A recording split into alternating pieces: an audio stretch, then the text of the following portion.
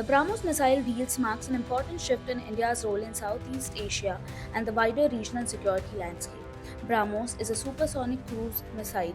India has begun exporting it, starting with a confirmed deal with Philippines, ongoing dealing with Indonesia, and expressions of interest from Vietnam. Our relationship enters a new epoch as Prime Minister Modi and I formally launched the strategic partnership between Philippines and India. For India, these deals carry both economic and strategic importance.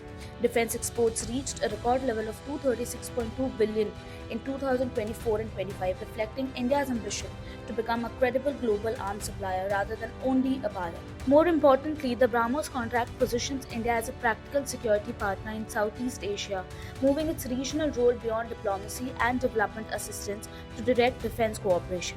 We may also turn our gaze to India for solutions to our common concerns.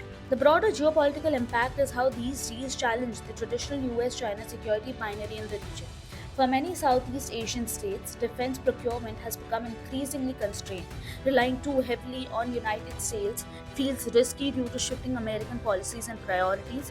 At the same time, buying weapons from China or Russia carries the threat of US sanctions. In addition, purchasing arms from one major power can provoke political pressure from the other, forcing countries into an uncomfortable choice between competing blocs. India, however, provides an alternative. It is neither a treaty ally of United States nor a claimant in the South China Sea disputes. This relative independence allows countries such as Indonesia, Vietnam, or Philippines to diversify their defense partnership without appearing to side with either Washington or Beijing.